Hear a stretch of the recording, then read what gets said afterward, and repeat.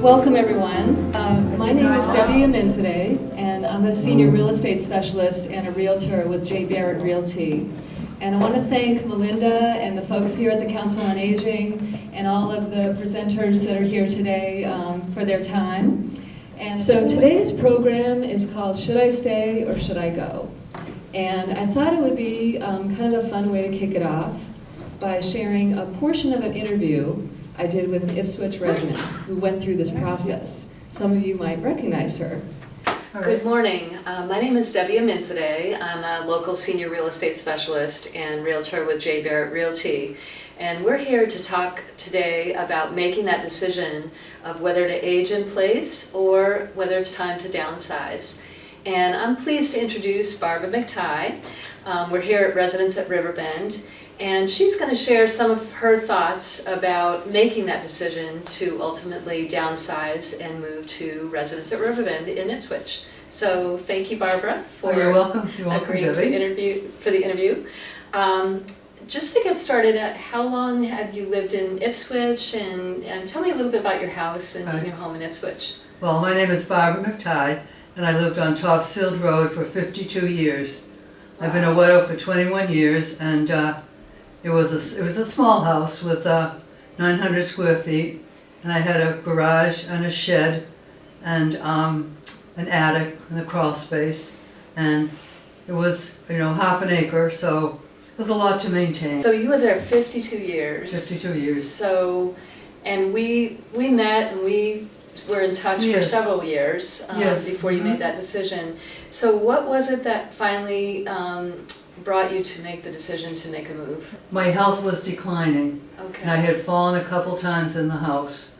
I had been to the hospital once, came back home, and somehow couldn't cope, and I was in the hospital again. And that's when I developed kidney problems with a lot of fluid, and then I had to go to rehab, and they did not want me to come back to the house. And I had looked at Riverbend before because I had decided either that or another place I was going to go to, and then this is closer to my family. And when I saw it, the room number was 102. My son lives at 102 High Street, so I thought it was a sign right away. It's a big decision, maintaining the house too.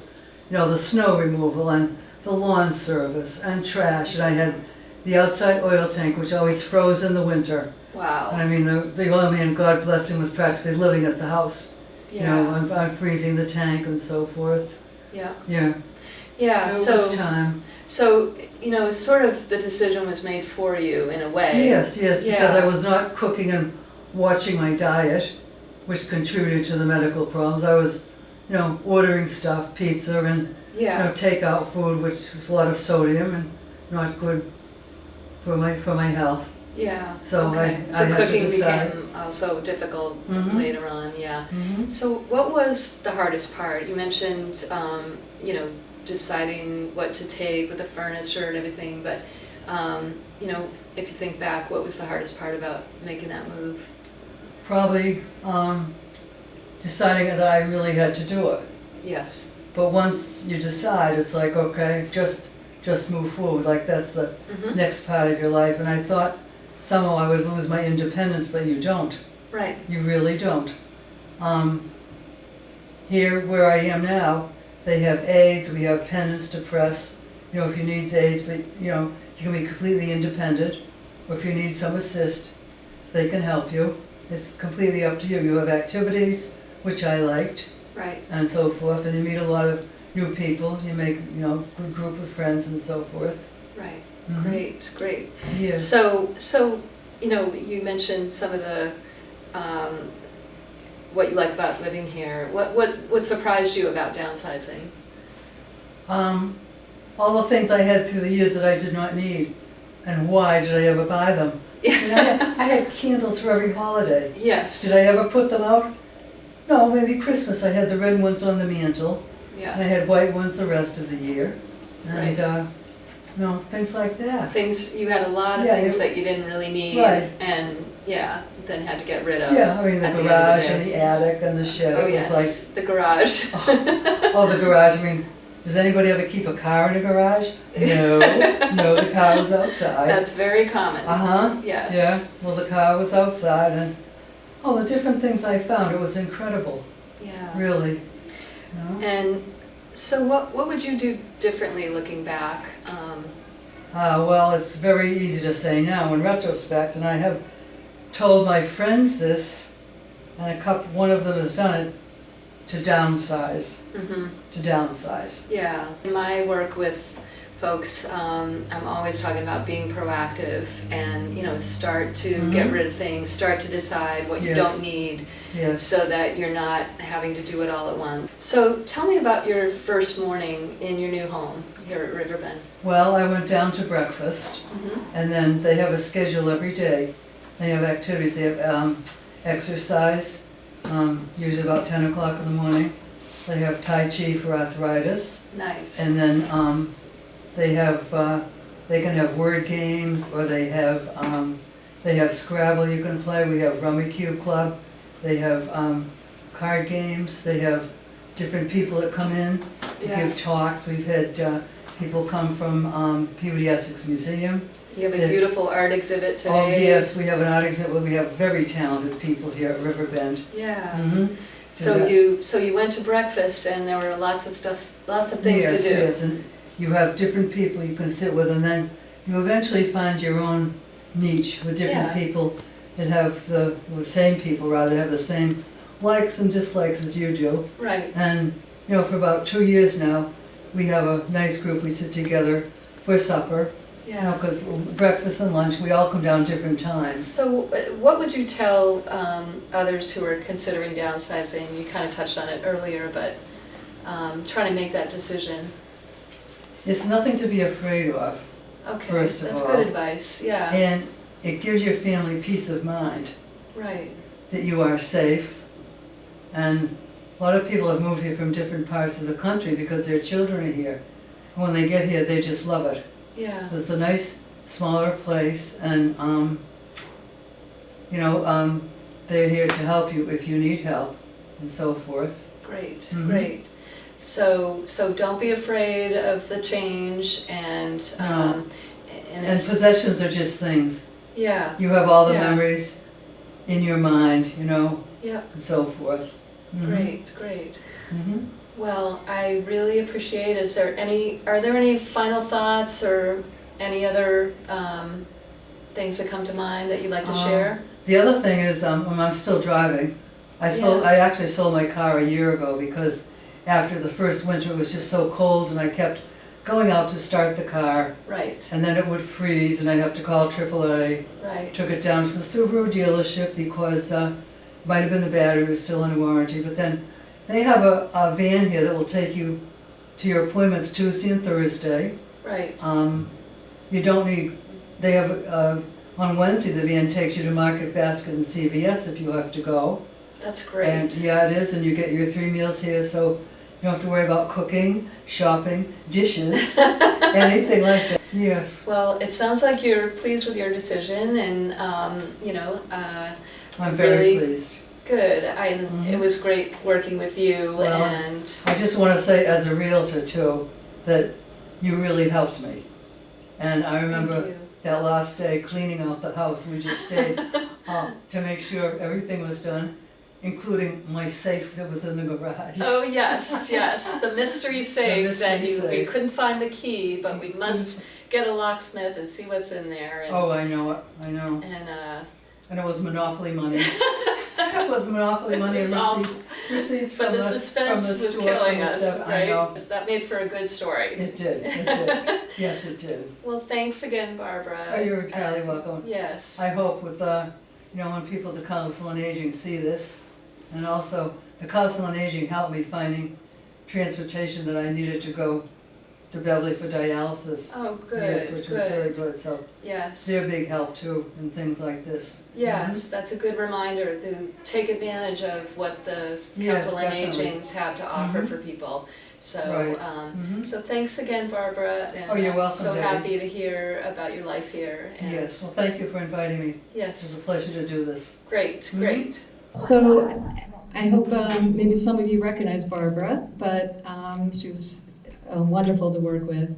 And like you, she came to this program maybe just starting to think about downsizing, and we stayed in touch over a few years.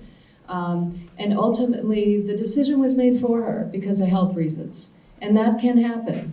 But you know what she did was she took those few years, she looked around and said she did want to move to assisted living eventually, but she wasn't ready.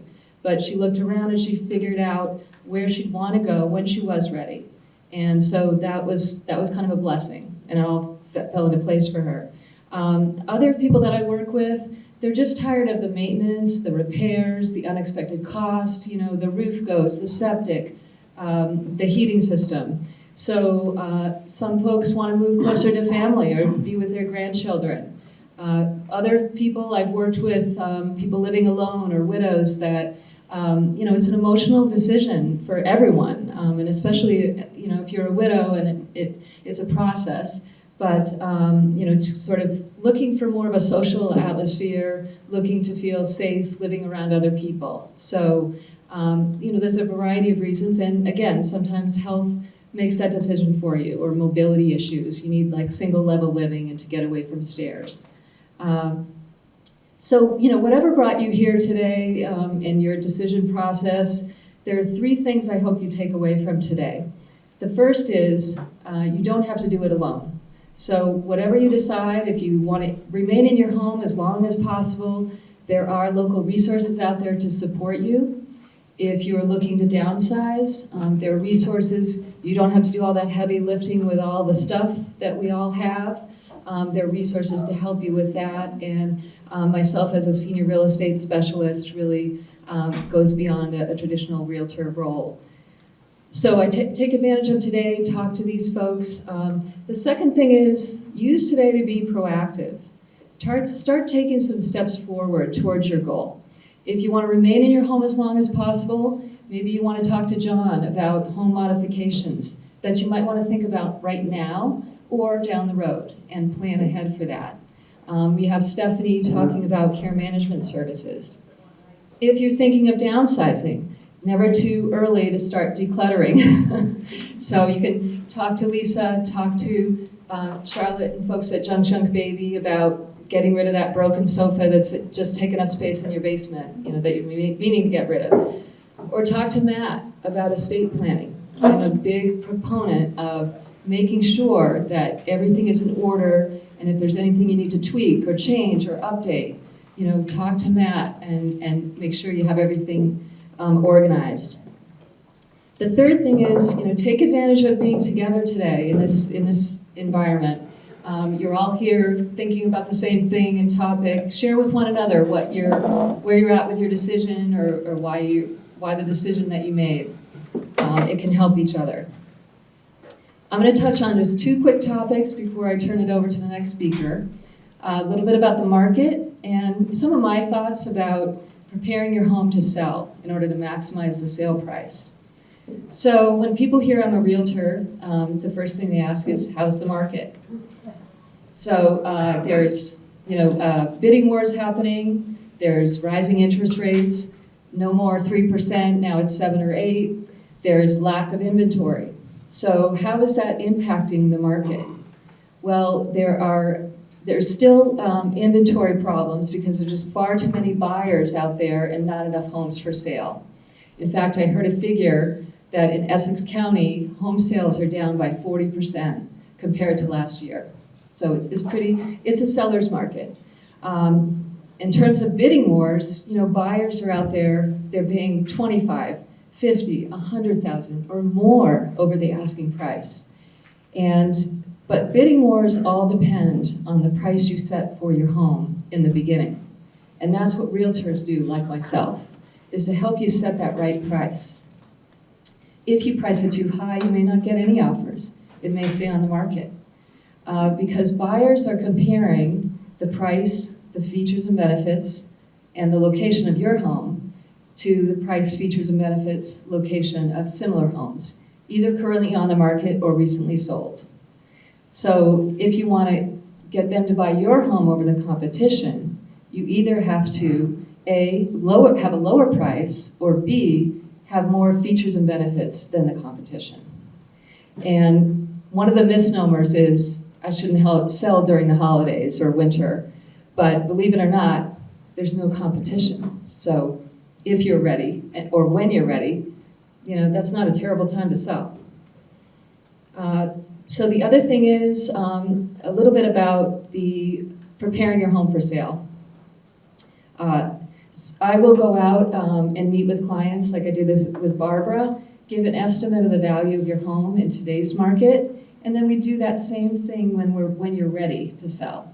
But I'll also walk room to room and talk about some ways you can prepare your home. So sometimes I'll go out and people are all excited about some big renovation they're going to do to their kitchen or their bath. And what we need to keep in mind is that you're trying to appeal to the next buyer. You've got to be careful about doing anything within your own taste. Most cases, you're better off pricing it accordingly, a home that might need some updating. Let the next buyer design their dream kitchen or bath according to their budget and their vision. The most important thing is that your home looks well maintained and clean. So keeping up with the basics, getting your heating system maintained on an annual basis, get the filters changed, get that tag on there, because buyers and buyers agents, they'll look for that tag, and that's an indication that it's a well-maintained home. If you have a few rotting boards on the exterior, get those taken care of. That's small stuff, but it can cause a red flag for a buyer. Leaky faucet. Sometimes, and I would give you advice on this, it makes sense to do some interior painting in today's paint colors. It's all about the photos, getting as many buyers as you can and appealing to them. So those are some of my thoughts about, and the last but not least is just getting rid of the stuff, which we can all relate to. Decluttering, and this is where I work with Lisa or Charlotte, making things look as spacious as possible. Rooms, minimize furniture, minimize knickknacks, and just, make it look like a hotel room. That's what sells. So again, thank you for being here. I do have a survey I'll pass out at the end to share with the Council on Aging. You would return your responses to me. But since Barbara did a wonderful job talking about residents at Riverbend, I'm going to turn it over now to Tara, who's going to be our first speaker. We're then going to have a series about downsizing, Matt, a state attorney, and then we'll have home modification and care management at the end. Good morning, everybody. But I wanted to talk a little bit about the residents at Riverbend. I'm the sales and marketing director there. I've been there about 4 years. Our community's been there 9 years. If you're an Ipswich person, I'm sure you know all about it and watched it being built. But wanted to just talk to you about some of the talking points.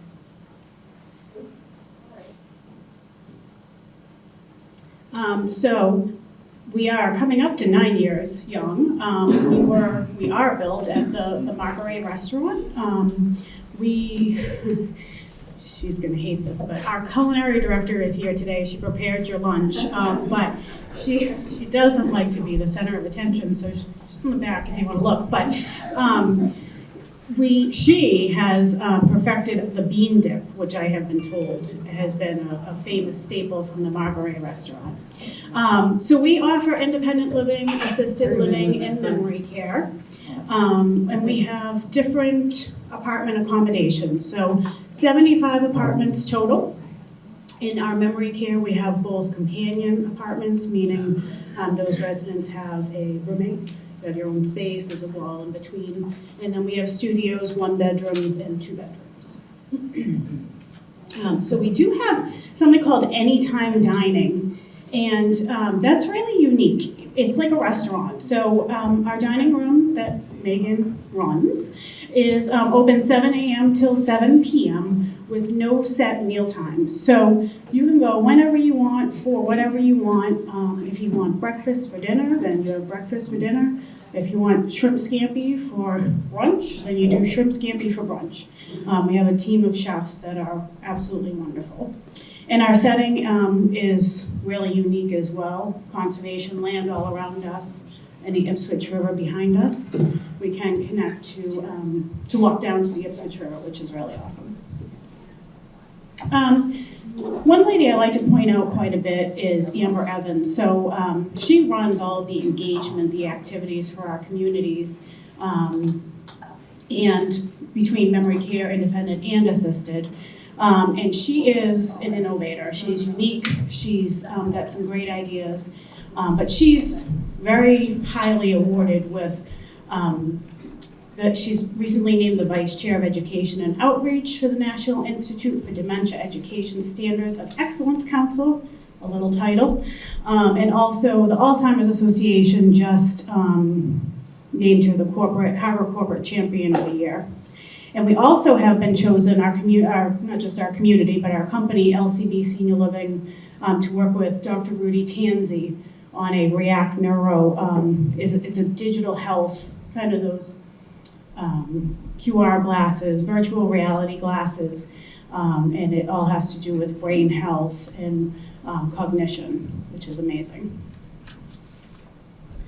I like to showcase this, of course. We are not your typical facility food.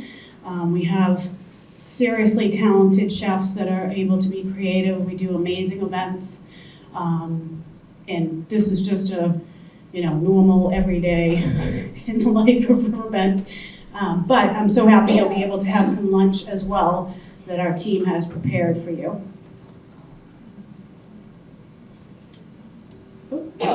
There's a little video from our CEO.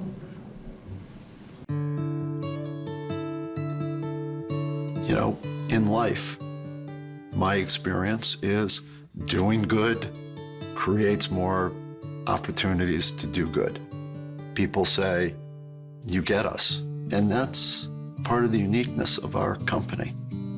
We've created this team that is so focused and so passionate and so caring. It's thrilling just being the CEO and seeing people that are thriving and talking to a family member about how happy their mother is and how happy they are. It sort of brings me back to thinking about my parents, the way your family treats you, that love, that care, that appreciation. Having my father and then my mother-in-law live in one of our buildings, it definitely impacts the way you think about what we do and how we do it. A really good question is, are we cookie cutter or are we unique? You can make a lot more money if you build the same thing over and over and over again. It's not about that. They have to fit into the community and they have to be special to that community. You can't do that unless you care for the person and you feel that sense of family. It's, it's a phenomenal feeling.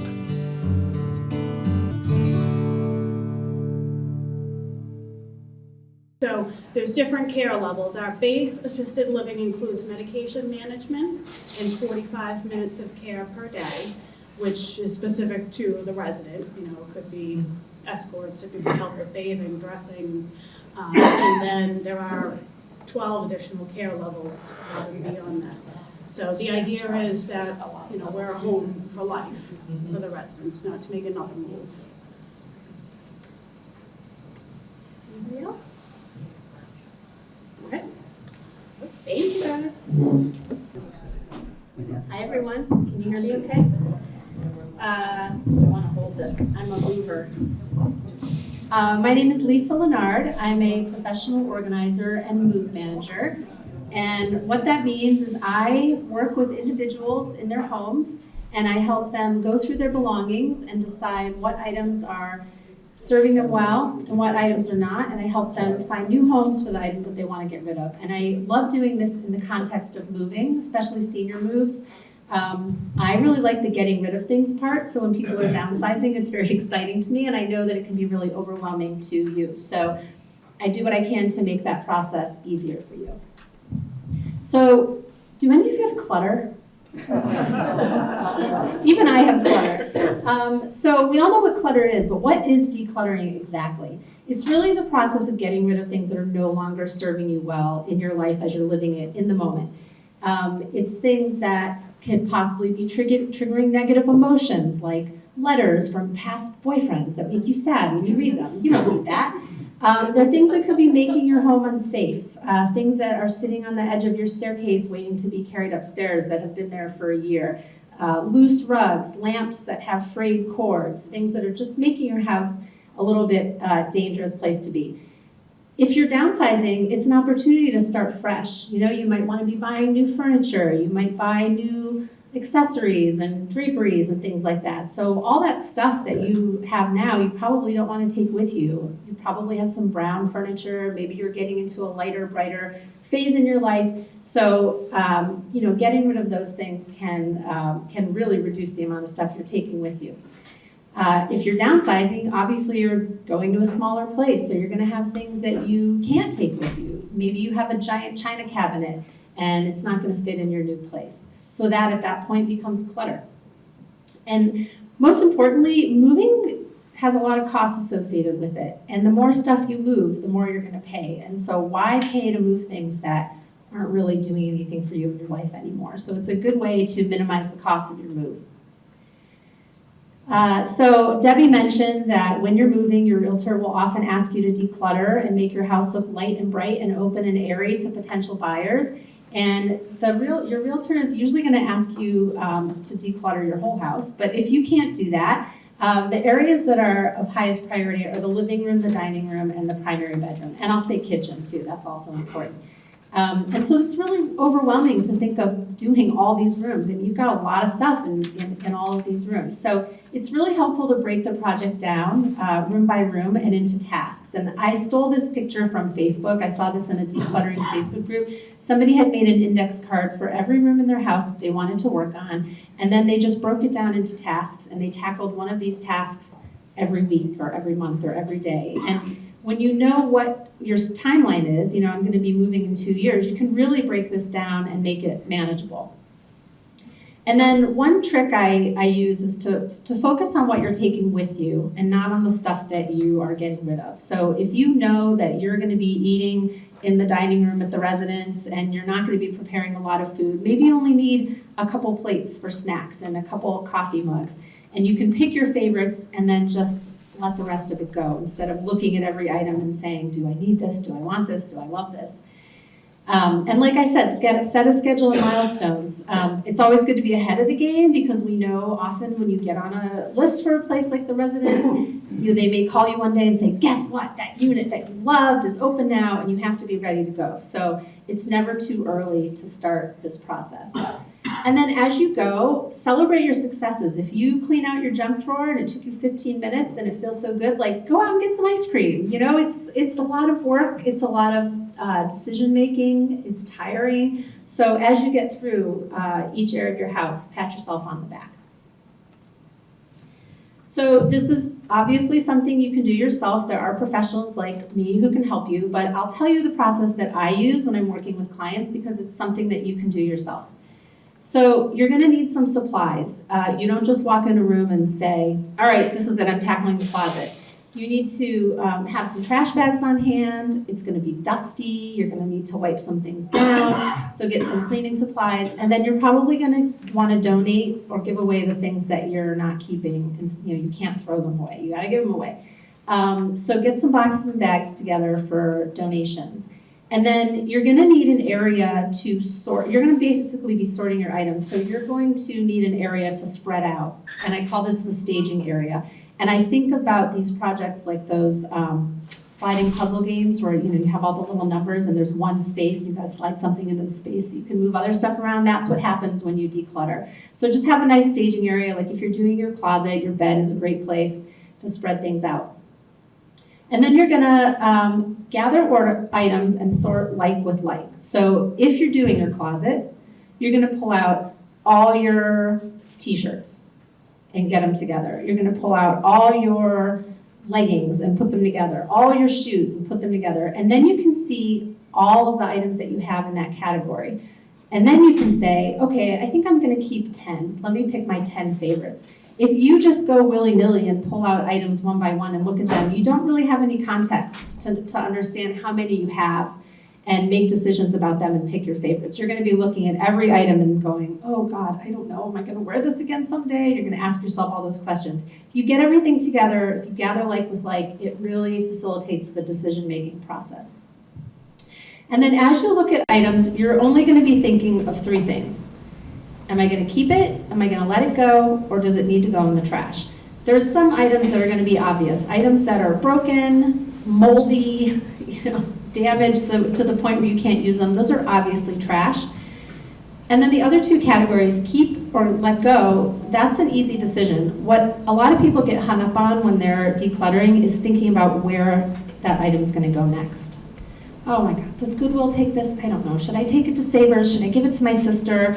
You don't need to think about that at this point. Just make that keep or go decision. And then once you have your pile of things you're letting go, you can think about where they're going to go next. And then the stuff that you're going to keep, put it away where it needs to go. If you're moving, pack it up. If you don't need it right away, that's a great way to get a head start on your move. If you're staying in your home and you're just doing this to lighten your space, think about where you want to store it. You can put it back where it came from, or maybe you want to create an area that's easier to access for these items. That's the organizing part.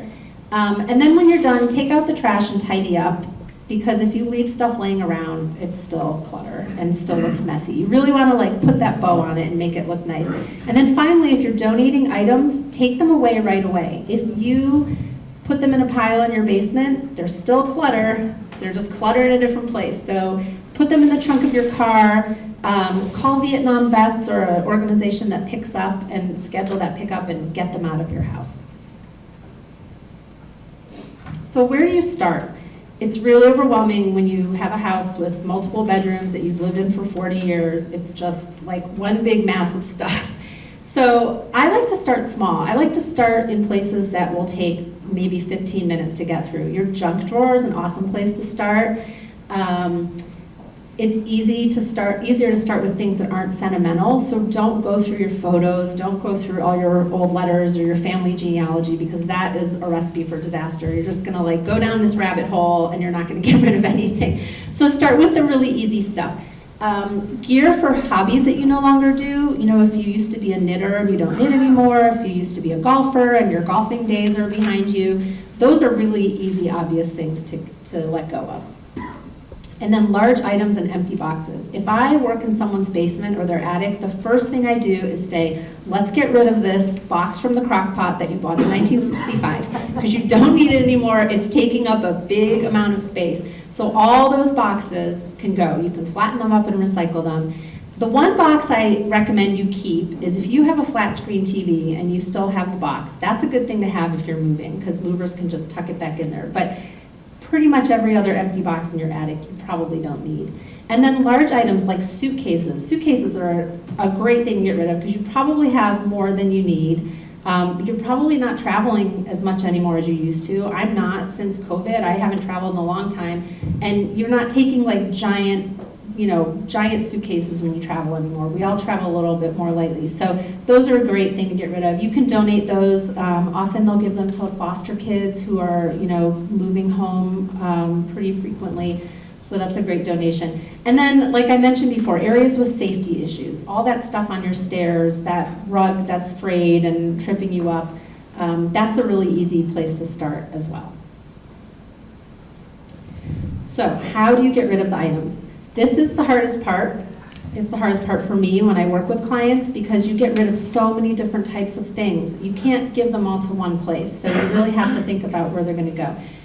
Donating is, for me, I feel the best way. You're not putting things into the landfill. You're giving them to people who can use them, or you're giving them to organizations who are going to sell them and do great things with them.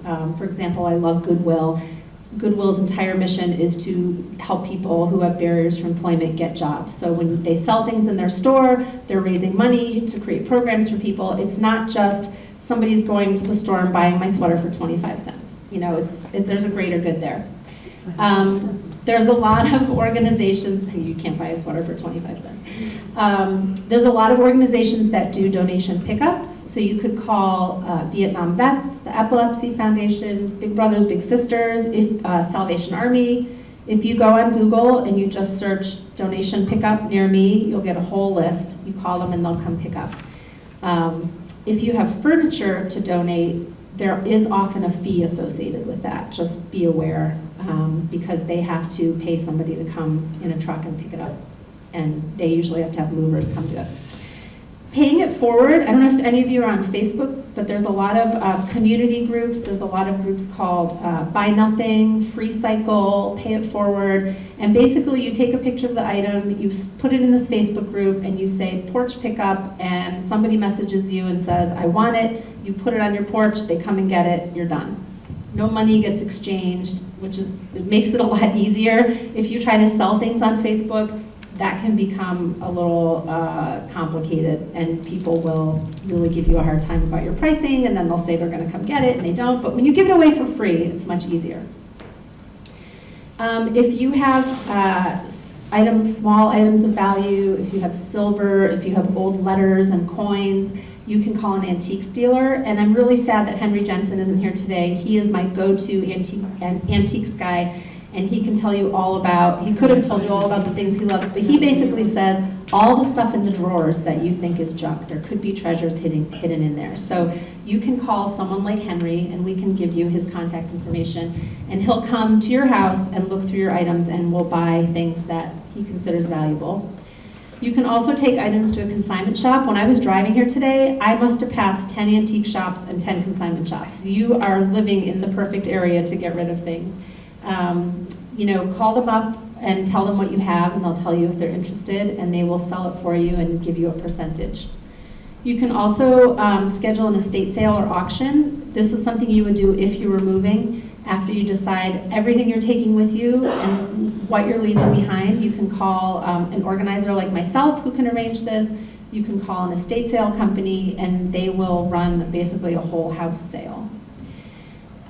If you have documents that, your old taxes, closing docs for old houses, things like that, you will need to shred them if they have personally identifiable information on them. If you have a lot, there's a lot of shredding companies that will come to your house and shred. There's places you can drop them off, like Staples, UPS, so that's a great way to get rid of a lot of paper. After you do all this, there's going to be stuff that needs to be thrown away, and that's when you call someone like Junk Baby, and Charlotte will tell you more about what they do. But I don't love the names with junk in them, because they don't just take your junk and put it in a landfill. Most of them will donate. Charlotte's going to tell you all about that. Will donate to local organizations, and then they will dispose of the things that they really can't find new homes for. So when you call somebody like Junk Baby, they're not just throwing it all away. And finally, please do not dump your items on your friends and family. I've worked with so many people who go through their closets and they say, oh, I have these 18 sweaters that my sister would just love. And I think, no, she won't. She does not want your sweaters. Maybe maybe you can have her come over and say, is there anything in my closet that you would like? But when you pass your belongings on to other people that you know, those things become their burden. And then they feel like, oh, Jane gave this to me. I can't get rid of this. And it just passes on the cycle of not being able to get rid of things. So I'm sure there are friends and family in your life that would love things, but give them the option to come and select them, and don't just, make the decision for them. And finally, some tips for saving time. Prioritize and set goals. So if you're working with a realtor and they say, let's focus on the kitchen, that's your top priority. It's really makes it go a lot faster when you work with a partner, and I'm going to put a big asterisk on that. It should not be your spouse or your sister, probably, unless you have a really great relationship and are really good at compromising. It's better to get a more neutral party, like a friend or a neighbor, or hire a professional. Don't agonize over items. If you get stuck on something, set it aside and come back to it later, and just keep moving, because you're going to get some momentum going, and you don't want to run into something that puts the brakes on your process. So if you get stuck on something, set it aside and move on. Donating is faster than selling by a yard, and you probably don't need donation receipts. Most of you probably take the standard deduction on your taxes, so it doesn't make sense to itemize, and it takes a lot of time, so I would skip the receipts. And then I love to just declutter every day. You know, when I look through my closet in the morning and try to decide what I want to wear, if I pull out the same shirt every day for a month and go, ugh, no, I'm going to donate that. So I keep a grocery bag in my kitchen, I keep a bag in my bedroom, and every day when I come across things that I am not in love with anymore, I'll just drop them in the bag, and then every couple weeks I go to Goodwill and drop them up. And finally, stop bringing clutter into your house. That is how clutter happens. When you shop, when people give you gifts, when you buy multiples of things, that's how clutter adds up. If you are a shopper, maybe try the 1 in, 2 out method, so you're slowly paring down over time, but really bringing items into the house is really just creating more clutter. So, and I will tell you, if you go through this process, I talked to somebody here and I don't remember who it was, they said, I decluttered when I downsized and it was so great, but I cannot believe how much money I spent on things that I never used. So when you go through this process, you're gonna have the same realization, everybody does. And so hopefully that will change your mindset about bringing things into your house. So I just want to tell you about 2 resources that I love. These are 2 books, Downsizing the Family Home. It's published by AARP. Really, really great information and practical tips on how to declutter and downsize. And then The Gentle Art of Swedish Death Cleaning. I don't know if any of you have heard of this. It sounds really morbid, but it's really a great concept and it's a great book. It's basically the idea of, as you get older, start paring down your belongings so that you can live a lighter and less encumbered life, and so you don't burden your family members with going through your stuff.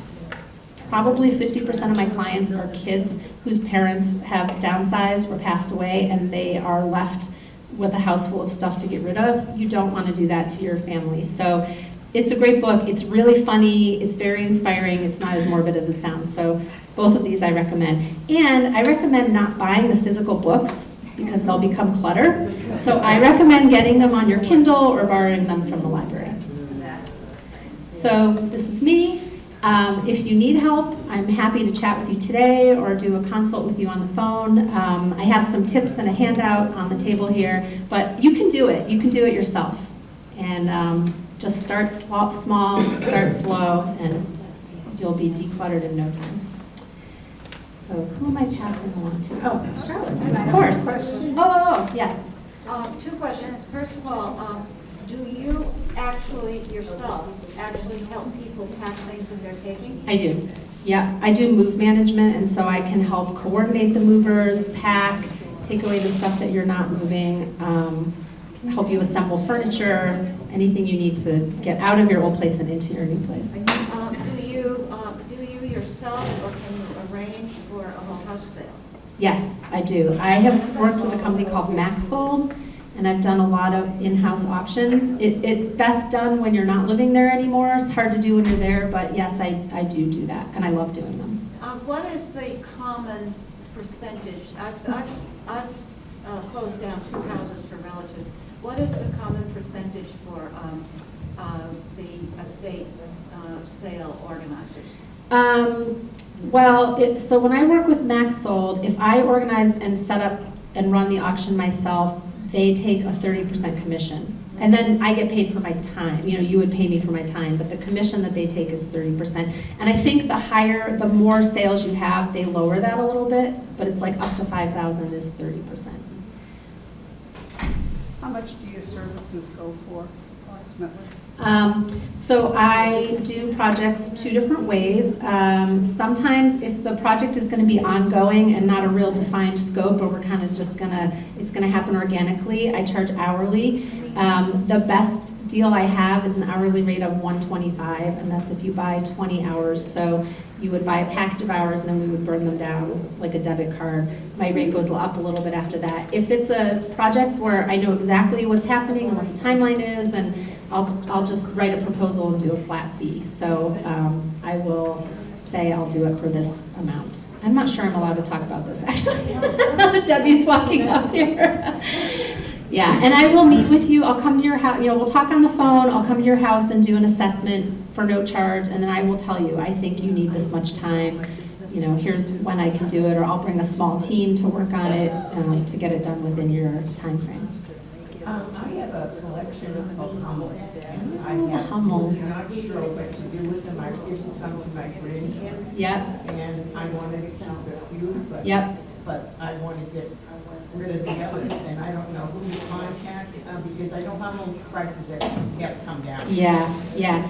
Hummels are tough. I just did an auction and the top seller was Hummels and it was a set of maybe 15 and they got $80 for all 15.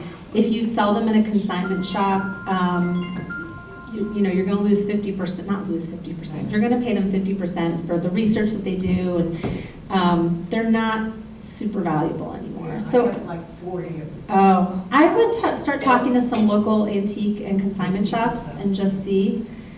Okay. Yeah, and I'll give you a tip. If you go on eBay and you look at prices of things that are selling, those are not necessarily prices that you're gonna get. Right. Because that's what people wanna be getting. Like, you have to look at completed auctions to see what people actually sold them for, so, yeah. All right, anything else? All right, I will pass it on to Charlotte. I don't have a presentation. Oops. Junk Baby here. I'm Charlotte. I work with our founder, who is Eric. We are a local company. We right on the border of Ipswich and Rowley. We actually just moved there a few years ago. We were in Ipswich, but we need a little larger spot. Let me tell you a little bit about what we do. So, the word junk is subjective. Because you know the old saying that one man's trash is another man's treasure. Well, that's the same thing with what we call junk. Some of the things that we do, after you have talked with Debbie, you've made the decision that you're going to perhaps sell your home, you've talked with Lisa, and you are going to downsize, and you're going to sort, and she's helping you organize. And Henry, who isn't here today, but would be glad to come to your home and take a look at what your antiques might be, what he might be able to purchase from you. Then you have left over with junk, baby. That's what you got left. And that's where we might come in. We come in, and a lot of the things that we do is we do a full clean out of a house. We'll come in and we'll take everything from soup to nuts or from the basement to the attic. We do hoarding cleanouts when you have a friend or someone that you know who has not been able to throw even a newspaper away. The things that we do is we will come in and we will do a complete hoarding situation. However, remember the days of the great room and the family room, and then you went and you bought this fantastic, or at least we thought it was fantastic, couch that wrapped around the whole room. And the chairs went back, and the arms came down, you put your coffee, you put your tea, you put your popcorn, you watch the movie, and now you're moving. And what are you gonna do with big, big, huge piece of furniture? Junk baby. That's what we do. We come in and we also donate back to the community. We don't get any money for donating back to the community. About 5 or 6 years ago, the town of Salisbury had a huge 5-alarm fire and 27 families were displaced. Some of you may remember when that happened. And what happened with Junk Baby is we got a call from the Housing Authority in Salisbury, and they said, can you help us? Because we have families that have nothing. They don't have a plate, they don't have a fork, they don't have a chair to sit in, a bed to sleep in. We were able to take and help them and provide them with items that they needed. They may not have wanted the style that they got at the time, but however, it's better to sit in a chair that you don't like what it looks like right now, and later on be able to get yourself something you like. So Junk Baby came, and we were able to provide to the Housing Authority in Salisbury items for those families. It was done anonymously. We don't know who the families were that we donated the items to, and that's typically how we work. We work with the Mission on Deeds, we work with Goodwill, we work with Salvation Army, we work with a number of the different housing authorities. A typical thing that happens, Junk Baby, you give us a call. You say, I've got a garage that, as we talked about, nobody puts a car in anymore because everything goes, the old grills go in there, the lawnmowers go in there, the snowblower that doesn't work anymore, the recliner that you took out of the living room that you thought you might like to keep but you weren't quite sure. Anyways, we'll come down, we'll take a look at that, and we'll say to you, our team will come in. and they'll give you an estimate as to what it would cost to have all of that completely cleaned out for you. That estimate does not cost you a penny. You may choose to have it done right then and there. You may choose to not have it done at all, or you may choose to have us come back another time. So you always know exactly what's going to happen. We come into your home, we help you out. Our guys are strong, they're professional, they're friendly, they lift pianos. They are a good team of folks, and they can help you out. Junk Junk Baby, the name created when our founder began his business, and he and his wife, they had their first child, and he said, "Ooh, Junk Junk Baby," playing off of the old Vanilla Ice song so that people tend to remember it. So that's where we go. Eric is still very much a part of our business. We are very local, and we are here to help you. I have some information if anybody would like to pick it up.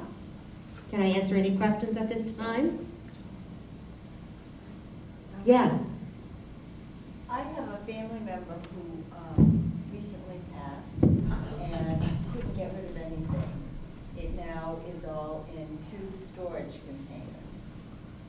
Do you have people who go into storage containers? We do indeed. I have your number and I'm sending We do indeed. We'll enter the entire thing for you. And you know, it's really interesting. Junk Junk Baby comes into play at a time in a person's life when something major has occurred. And it could be that the loss of a loved one. It could be the loss of a marriage. It could be simply the move from one location to another.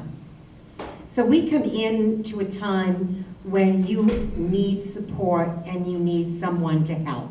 And that's what our plan is, to be able to provide you with that. To take some of that burden off of you and say, we can help you. So Junk Junk Baby is who we are. Please stop by. Thank you. Thank you. Well, I'm Matt Carr. I'm an attorney with the Heritage Law Center, where our sole focus is on estate planning and elder law issues.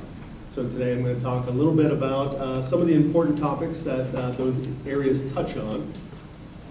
And of course, given the short amount of time we have today, I just want to give the caveat that some of these topics I'll touch on, we could dive into here for a couple hours. We're not going to do that.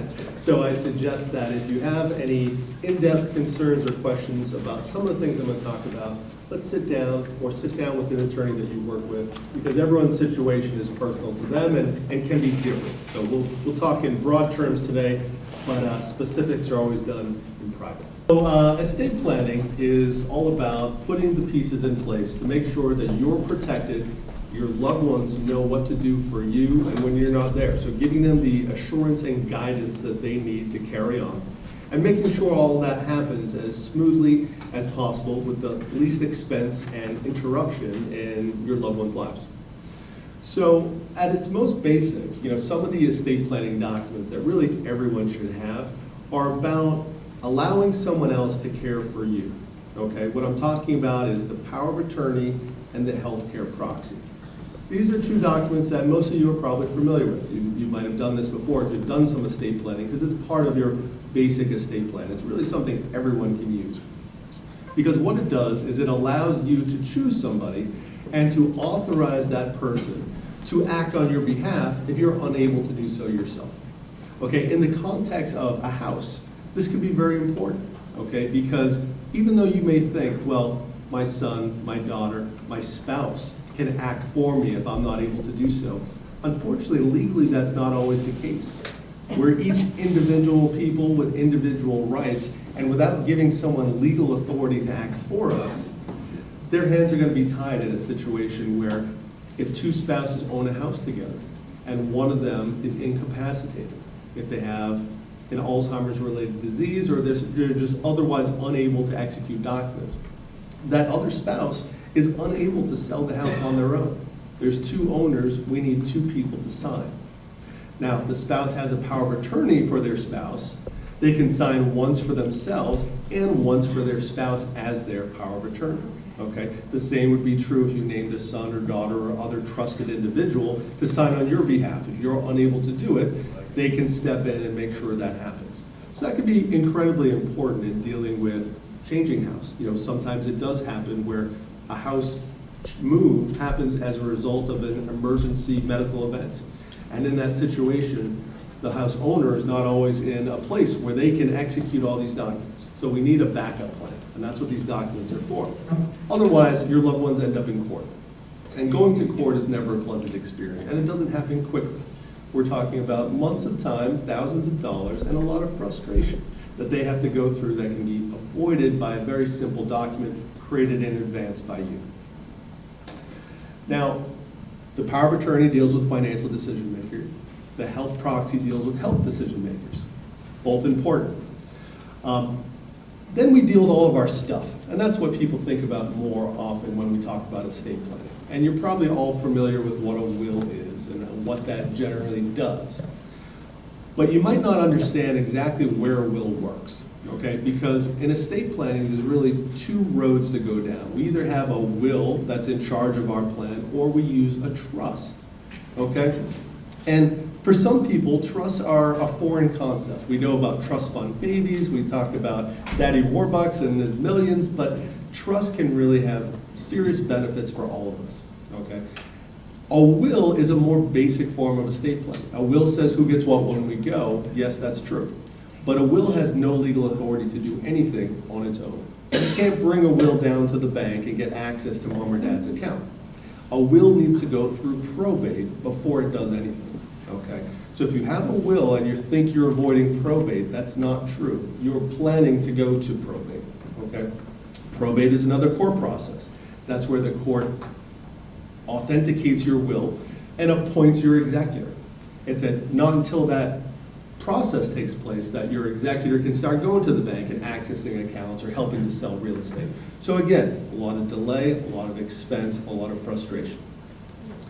A trust is also a legal document that says who gets what, when, and how. But a key difference between a will and a trust is that a trust can own things, okay? Your house, if it's in your name and you're no longer with us, now that house is locked. No one else can legally do anything with it until the probate court gives someone permission. With a trust, the idea is, once I create a document that outlines the rules that I want to apply, I'm going to fund the trust. I'm going to transfer my assets to this document. And so it's a way to own things. I would create a deed where I transferred the title of my home from my name to the name of my trust. In the trust, I name somebody who becomes the trustee. That's the manager. So when I'm alive, the house is in the trust, but I'm in charge or I'm living there, no real difference for me. But someday, if I'm incapacitated or pass away, the next person I list as my trustee is going to step right into my shoes with the same ability to access and manage those assets in the trust. So we then have a seamless transition of control, allowing us to avoid the need for probate or any delay or any public court process. Okay. Now, estate plans are different for everyone, and they're also different for different periods of time. A plan that might be good for a young family just starting out is often not the right plan for a family with adult children in middle age, and that plan is often not the same as a plan that we would want as a senior. Okay, so these things need to be adjusted from time to time. Because in middle age, it's important to maintain control. We want to access everything. We're using assets, we're spending, we're growing. And so a revocable trust is usually what someone uses in that case. They have complete control. But a revocable trust doesn't protect from the outside world, because what a revocable trust says is whatever I put into this trust is still mine. I can go and I can take it out and do whatever I want with it. It's great for me, but if I can take it out and I have a creditor who's looking at me, they're going to say take it out and pay our bills. So it does not provide any type of creditor protection. As we get older, long-term care comes into the picture, okay? That, for most people, is the biggest creditor most of us will see, because the cost can be quite large. And we touched on long-term care insurance as a way to help pay for that. That's great if you have it. Most people don't, because it can be quite expensive. The other two ways to pay for long-term care are out of your own pocket or by using Medicaid. And we call Medicaid Mass Health here in Massachusetts. It's the same thing. Not Medicare that you get at 65 for your health insurance, but Medicaid, something you need to apply for and qualify for. And you only qualify if you meet very low asset criteria, okay? Single person, you can only have $2,000 in your name to qualify. If you're married, your spouse can have an additional $140,000 in their name. And you can have a house, but they'll put a lien on the house for every dollar that they spend on your care, and that's going to need to be repaid when the house is sold or inherited by the kids. So for people that are looking to protect a house, we want to keep this house in the family. This is our biggest asset. We want to make sure the kids get some benefit from what we've worked to achieve. An irrevocable trust can often make sense. This type of trust also avoids probate. It also says who gets what, when, and how. But a key difference is it protects assets if I needed to apply for Medicaid to pay for long-term care. Because the trust says what I put in there, I can't take back out.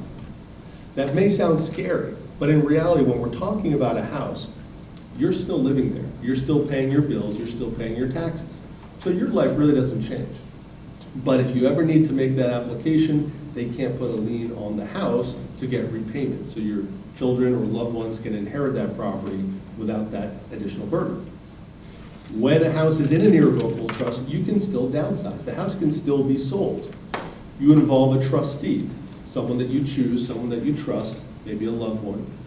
And the process works very similar to how it would work without the trust, but they would be signing on the dotted line, and the money would go into the trust where you could buy a new property. Again, if you're downsizing, that's a great way to do it.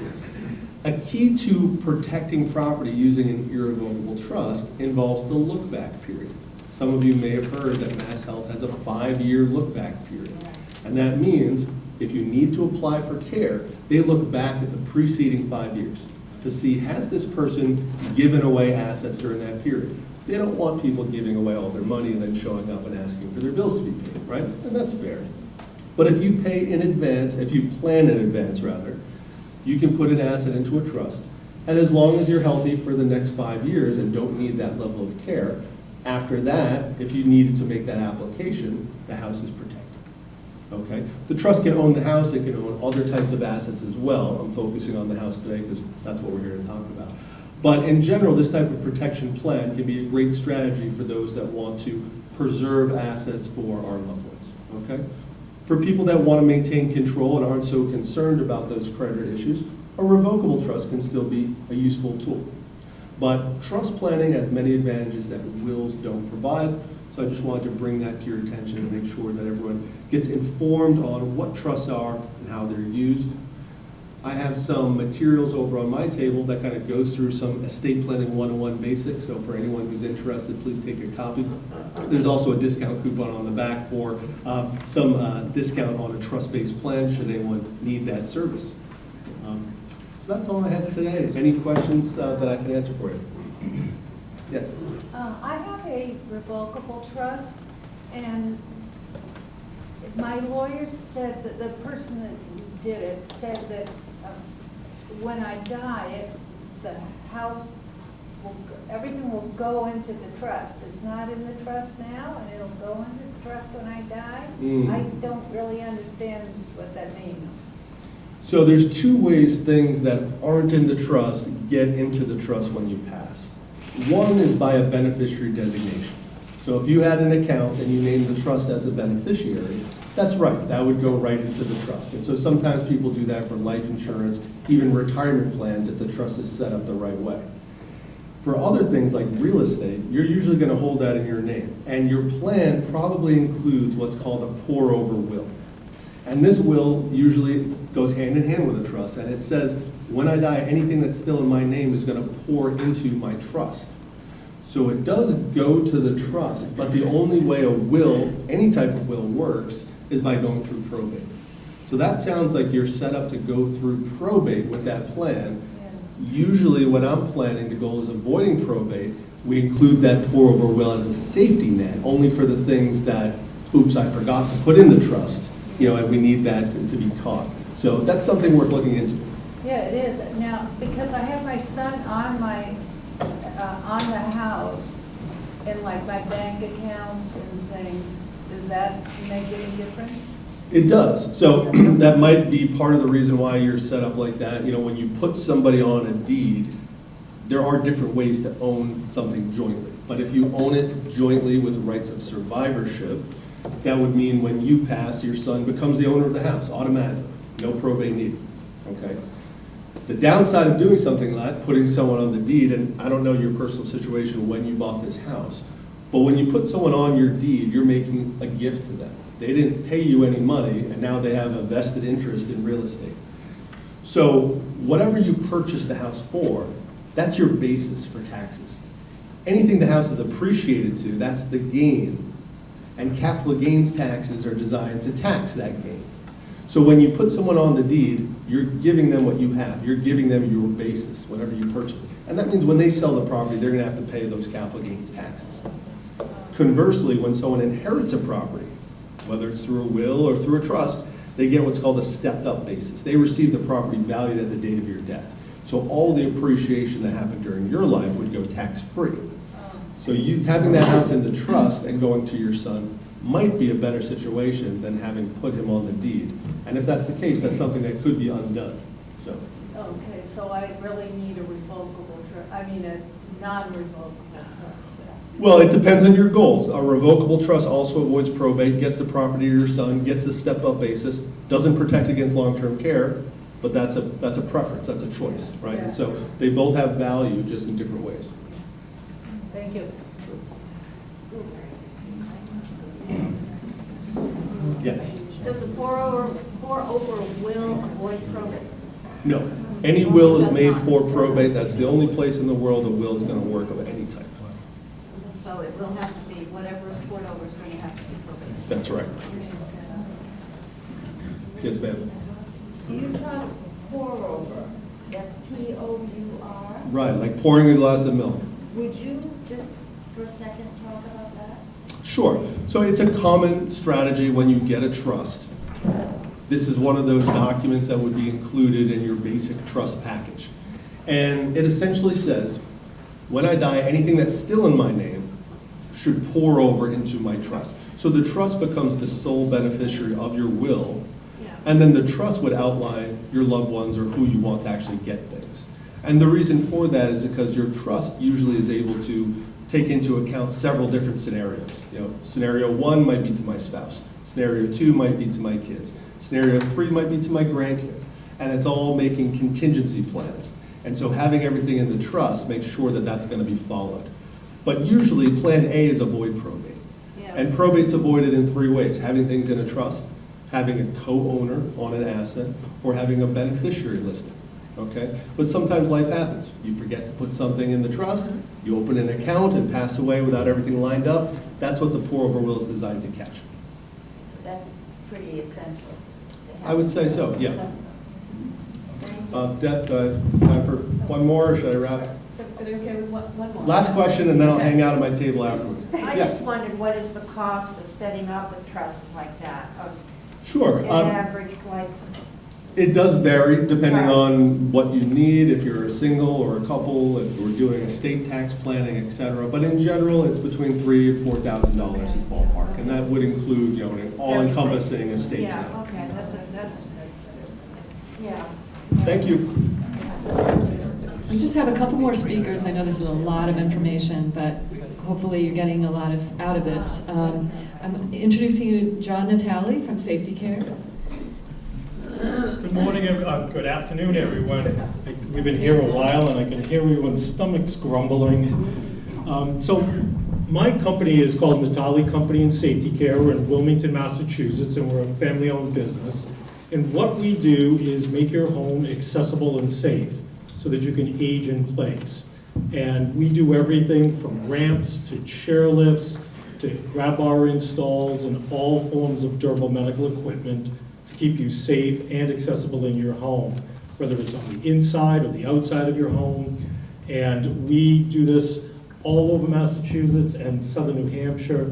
Today I'm going to talk a little bit about ramps, and what we're going to do is we're going to take a look at 2 videos that I have. Let's see, which ones are we?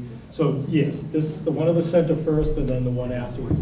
So the first video is just a little bit about what we do for ramps and something you might be interested in, so let's take a look. Hello, my name is John Natale. Since 1981, Natali Company and Safety Care has been serving the Massachusetts, New Hampshire, and Rhode Island regions by designing and installing ramps to fit our customers' needs, meeting all ADA rules and regulations. We strive to educate consumers, caretakers, business owners, and anyone who wants to make their home or business more accessible. This video is an introduction to the installation of ramps. Come along with us on our journey. When choosing the best ramp for accessing a home or business, there are many factors to consider. Guiding our design process for a safe and proper installation of ramps are the rules and regulations established by the Americans with Disabilities Act, the ADA. Our on-site visit starts with confirming the width of your entry or exit doorway you want to use. Can that door accommodate a standard walker or wheelchair? If the width of the door is too small, we can help you identify an alternative entry or exit doorway or discuss alterations to that doorway. What is the space like outside of the home or business? How many stairs lead to the entryway? What is the condition of the walkway? Does the walkway have a steep slope? What is the distance from the home to the driveway or street? There are many other factors about the outside space to consider as well, such as ledge or landscaping that could also be a factor. The ADA's 1:12 slope ratio is applied for the safe usage up and down a ramp. The 1:12 slope ratio means that for every inch that the steps rise up from the ground to the door threshold, the length of the ramp needs to be that long in feet. A 25-inch rise means a 25-foot long ramp. So you can see that our ramp is just around 36 or 37 inches. So this is the 1:12 ratio. For every inch that we rise up from the ground, 37, we need to be that length in feet of our ramp, which will be 37 feet till the end of the ramp.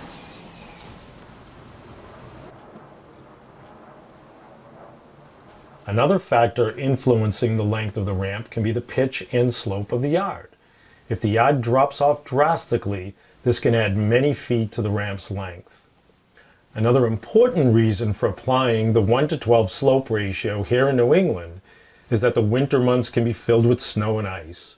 A gentler slope reduces the chances of slipping. Outdoor residential ramps can be made from several materials such as aluminum, composites, or pressure-treated wood for a durable, long-lasting ramp. For ramps that need to support greater weight, a heavy-duty commercial-grade aluminum is also available. The advantage to choosing aluminum ramps for the building's exterior is that they require very little maintenance and care.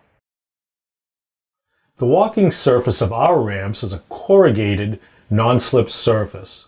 On our smaller, more portable ramps, the surface is a non-slip, sandpaper-type finish.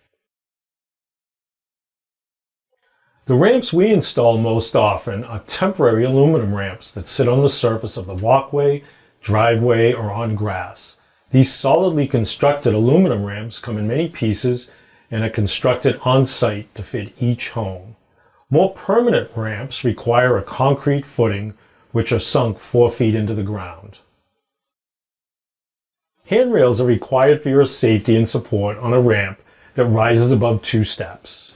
On most typical ramps, you've got a higher rail and a mid-level rail, and those are set by ADA codes and heights. They'll help moving up and down the ramp at a steady pace, give them something to hold on to.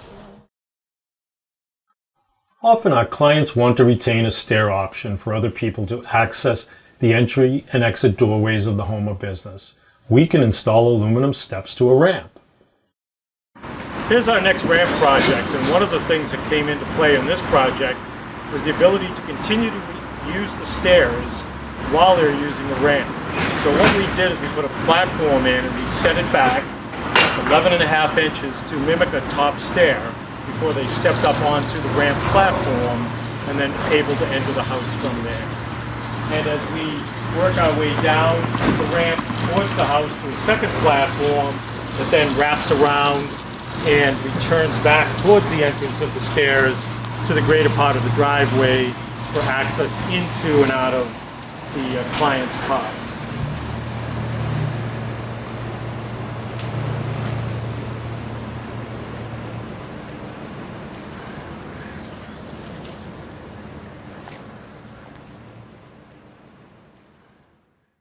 If you have an entrance or exit that is 2 steps or less, you could use a portable ramp. There are a variety of options of these types of portable, lightweight portable ramps. There are different shapes, sizes, and options ranging from a few inches up to 10 feet long.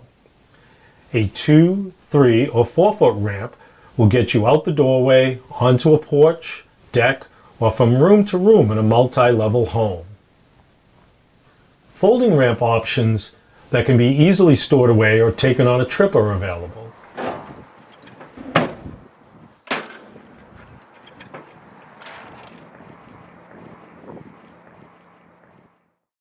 Transition strips are small, angled pieces to get a walker or wheelchair over a threshold. Once we are familiar with your needs and challenges, we can be innovative in making sure you have the access you require. Here are some examples of unique platforms and ramps we have installed to get clients in and out of their homes.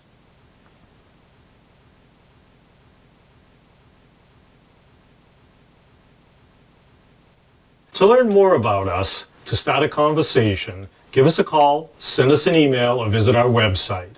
We will send you a brochure and we'll set up a consultation. We look forward to working with you, your family, your clients, your staff, and your case managers. Thank you. The next video is us actually out on a job site doing an installation of a ramp, and it's sort of reminiscent of the old Keystone Cops and the time elapse and the way it's put together.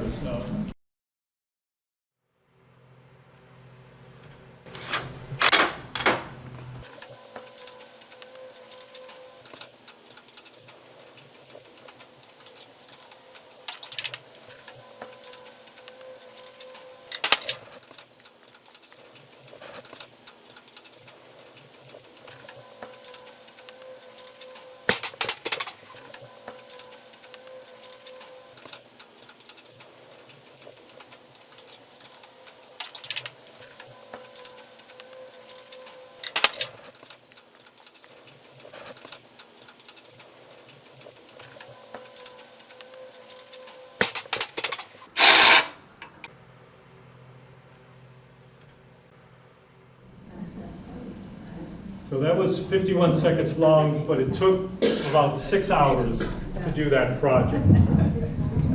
And we can adapt those ramps to any home, any size, any shape.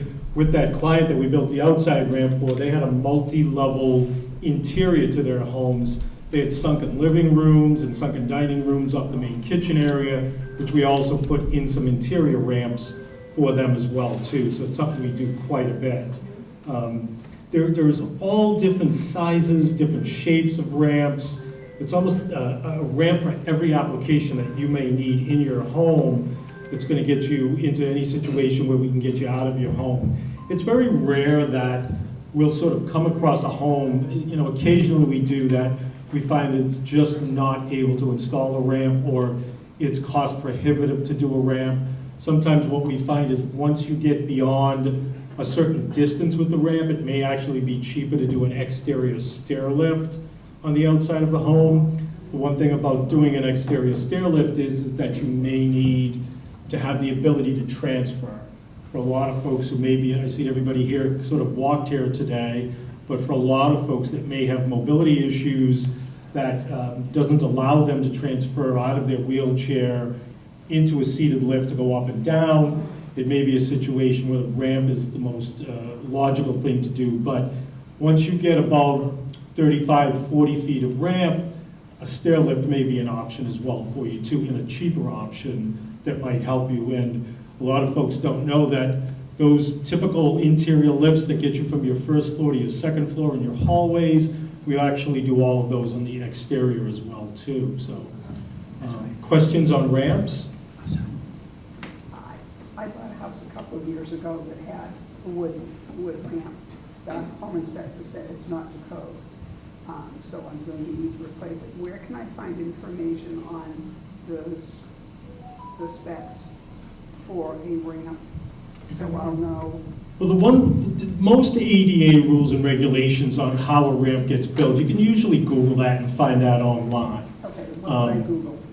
You could just do ADA ramp specifications, and it's going to give you the proper measurements for things. The one thing that we're always dealing with is that most of our homes that we go into every day were never set up to allow for ramps. And so we're always having to adapt to different things. For instance, I can't tell you how often we go into a situation where you may have an 8-inch step up from the sunken living room into the kitchen or a different level, but you don't have enough. What that reads by code is for every 1 inch that you rise up, you're supposed to have a foot of ramp. But you may not be able to have 8 foot of ramp on your interior space. It may interfere with different, structures in the house, or, furniture might be in the way, sofas may be in the way, and so a lot of times we end up doing shorter distances. I think the one thing that building inspectors and such fail to realize and recognize is that most of your ADA codes are recommendations that don't always pertain to single residence homes. And so that, when they may say to you, well, that should be 8 feet long, but I only have 4 feet of space, you're gonna do the best that you can to have the ramp that's gonna give you the best access in your home. There are many, many times I'll go out to a client's home where they may have 3 or 4 steps in front of their house and they want a little 10-foot portable ramp. And so often I refuse to install something that I know is going to be dangerous. And I mean, there are times when I've taken portable ramps out to homes, set them up for clients who just don't believe me. And then the first time they see it in place or try to walk up and down it, they right away realize I'm going to fall down and fall off of this ramp. And so I can't tell you how often I go out, just to, I don't want to say prove a point, but you just give them that visual to really give them a sense of what this really is. A lot of times, I always use the analogy of, you don't want to be shooting grandma down a water slide, out the front door. And so any type of portable ramp, it never is higher than 2 steps. So anything that you can fold up and pick up and move out of the way, it's going to be 2 or less steps. Once you get to a ramp that is above 2 steps, 3, 4, 5, you're going to be looking at situations like these where there's railings on them. And they're not really considered portable. They're much more of a structure that's going to be in place while you're using it, while you're in the home. And the great thing about these ramps is once you're done using them, let's say, for instance, your son or daughter's living in the house with you, we can easily come back out, unscrew all the parts, and just take it out of there and remove it. So it doesn't really, it can go over your stairs, go over a porch, go over a deck, and doesn't interfere with those at all either. So you don't have that problem of taking things apart. We build over everything, build over the structures that are there. So, questions? Do they require a building permit? In most cases, no. Generally, portable ramps that are just sitting on the ground, ramps that are temporary, ramps that you pick up and lift out of the way, they fall under a zoning ordinance and not a building permit. A lot of building inspectors, there are times when, say, building condo associations have me out and they require a building permit. I'll go pull a building permit, but it's not always required to have one, because it's considered a temporary structure. If we were to come out and actually pour concrete footings into the ground and then build a wooden structure over that, or even a metal structure over that, that would be considered a more permanent basis, and then you would need a building permit for that. So it's something that it falls into a different type of situation depending upon what you're looking for. Classic example is a lot of times when we do ramps for younger folks, people who have been in car accidents or children who have disabilities, it tends to be a permanent ramp, something that they're going to be using for years and years and years. In our situation, and a lot of times with seniors, they may need them for short periods of time. Times that they're in that house prior to moving out, maybe going to assisted living, or just temporary situations. These type of things just sit on the concrete, inside the garage, the walkways outside, and they don't require the permit. John, years ago, a was in a situation with my mom trying to find a ramp or other access to get in the house from stairway. Yep. We investigated ramps. We were trying to find an exterior stair lift and trying to find somebody that had a demonstrator to give us an idea was difficult. Do you have anything like that?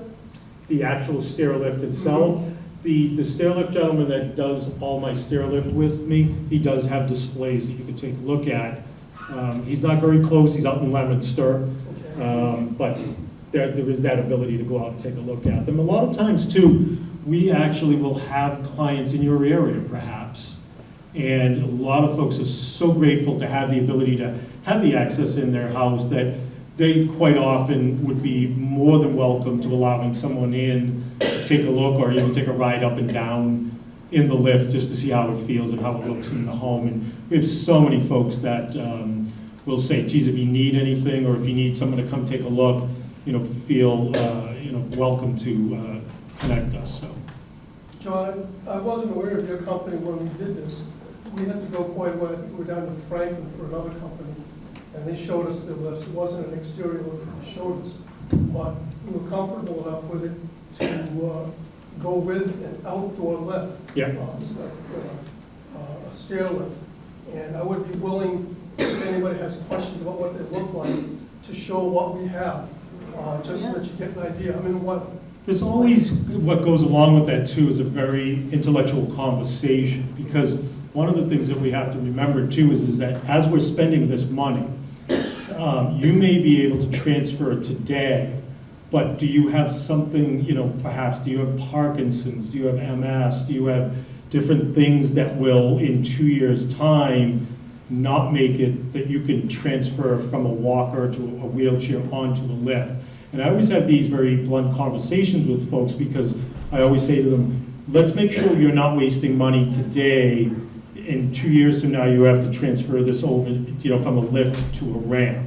So make that best educated decision, what best you're spending your money on and what the best product is for you as well, too. I think sometimes they're difficult conversations to have, but they're important because I don't want you having to spend money twice on something, within a short period of time. And a lot of times for a lot of folks, things deteriorate very quickly when we get up into our 80s and 90s. And so, was there a hand? No, I thought I saw a hand. Any other questions? Oh, good, thank you. Thank you, everyone. Oh, in the back. If I could continue, just from the personal experience, when we did this, we went with the idea of doing a ramp first. And we found that because of the height of the stairway, which was 9 steps tall, the ramp was 60 feet or something like that. And at that point, it was a matter that my mom wasn't going to be able to negotiate 60 feet of elevated ramps. So we then had to look at other alternatives, which included a stair lift and included maybe having an elevator, an outdoor elevator, as options. So these are all things to consider. And I'm sure John has some different options as well. But we ended up going with a stair lift, and it was very, very useful for us as long as Mom was living. Once you start zigging and zagging a ramp, remember that person has to have the ability to walk that 60 feet. Right.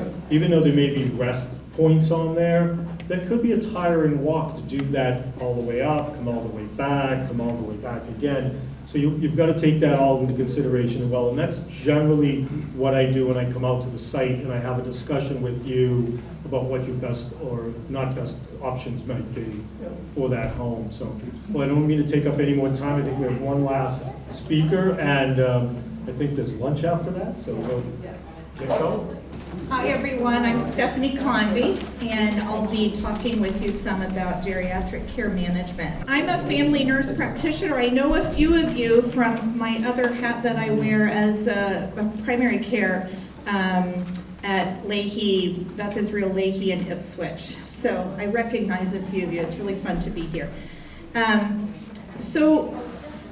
What I wanted to talk about is a little bit about what it means to choose between aging in place or deciding about a move, which is what this is all about. Should I stay or should I go? And as I have kind of immersed myself in this field, more and more, I'm hearing the experts talking with people who are trying to make this decision. and saying, wait, maybe aging in place, as wonderful as it sounds, maybe that's not doing the best service to people who are making these decisions, because for many, many people, it could be setting them up to fail. When in their own minds, it's what they really want is to stay where they have been, which is completely understandable. But what happens is that the person then doesn't realize it's not the best place after they've started to lose some ability, and it becomes extremely difficult and costly to make the move at that point. So many people in this field are starting to talk with people about how do you think about when is the time to make that move? When can I move at such a time where I can create community before I become more isolated because it's harder for me to get out, for example. So I put here, the challenge is to stay real and be practical and realistic. And that means planning ahead. If we don't plan ahead, it is going to be more painful, more costly, and often really a true crisis, not just for you, but for your loved ones, and can be really, really taxing on everybody. So congratulations for being here, first of all. That's a step of courage to come to this kind of a presentation and acknowledge we're all aging. Every one of us is aging. I talk to my patients about this all the time, and I say, while you're still feeling well, figure it out, think about it, think ahead, plan. And that's not easy to do because it's not quite urgent at that point. It's not quite an emergency until it's an emergency. Once it's an emergency, then you're really, wishing looking back, like the person here that was talking to Debbie on the interview, wish she had done some things differently looking back. We can all learn from that.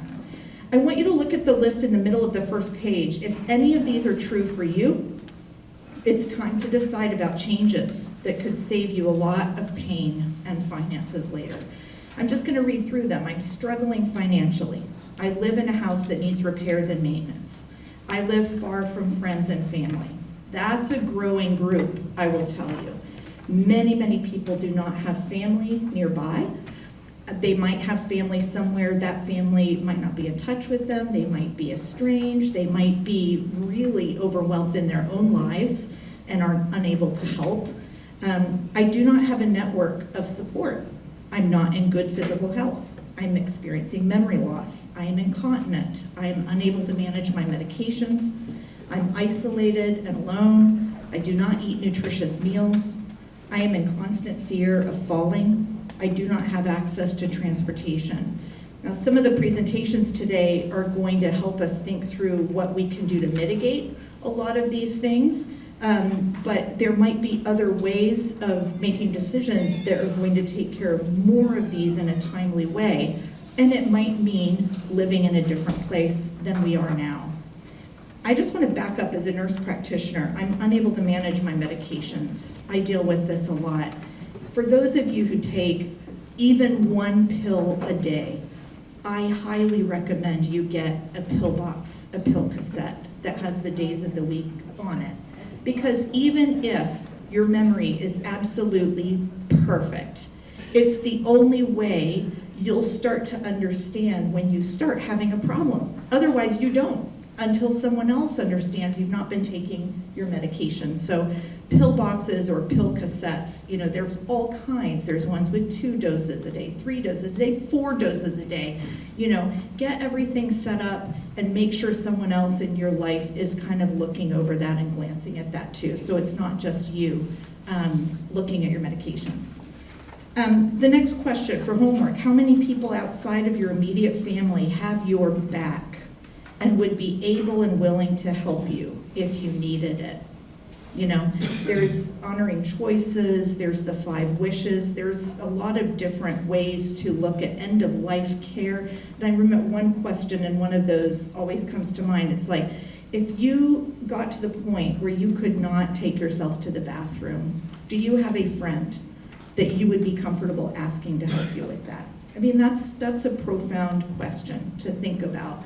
And for many of us, we might have a partner that lives with us that we can count on, but often that partner might not have the physical ability to do that. And for many people, they're living alone and don't have a person there. So thinking through who is available to help me with my needs helps us be more realistic about what this is going to look like if I break my leg, if I break my hip, if my spouse passes away before we expected and there's no plan in place.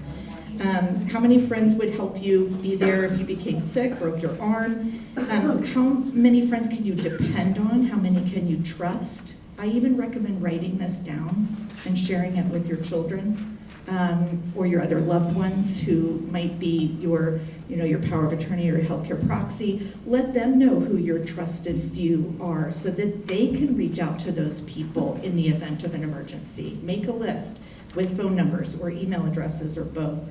Are you creating new friendships as you age? Okay? Believe it or not, 90% of people characterize themselves as shy. Do you believe that? I wouldn't say 90% of people are introverted, but 90% of people would say for themselves that they're shy. It takes a lot of work to develop friends, make new acquaintances. And so I just want to encourage you to step out now and do that if you're not doing that already. Have a bigger network than you have now. You might only need 5 people if you were to need help at home, but those 5 people, you may or may not be able to depend on them. It's important to think this through and to develop friendships where you're also giving that help to other people and are a dependable person yourself. Let's go to the second page, strategies for meeting new people, okay? I'm not gonna read through these, but I think they deserve a really serious review to think about how each of us can make new friends, new acquaintances. If you're a person that's listening to me and you think, okay, no, that's not for me, I'm done, I want to be at home reading my book, I don't want to engage with other people, it's too stressful, it's too much energy, I just want you to think through the fact that as we get older and are unable to engage in some of the activities we've been doing for decades, those new friends are going to become very, very, very precious. And if we're not developing them now before we lose some ability, we might not be able to develop them later. So just take a look at that.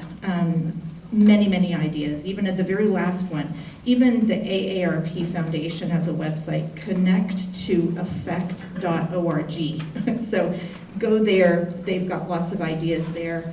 Loneliness and isolation, according to the data, we could look at it as if, in terms of medical health risk, it's like smoking 15 cigarettes a day. Loneliness and isolation, it affects our health to that degree. We know that it increases, one's incapacity, it increases different chronic diseases, of course, management of chronic diseases, mental health, increased risk of dementia, when we're not engaging, and even engaging with new people, learning new names, is all creating new networks in our brain that help the brain stay active and as healthy as it can be. Creating new networks, learn a new language is another one of those, like meeting new people and being socially engaged. Living with community, so there's a lot of options for making a plan that will help ensure I do not become socially isolated. Make a plan so that we don't become socially isolated. Means making a plan that I can live in community. So there's assisted living facilities like we've heard about today, like Riverbend, are wonderful.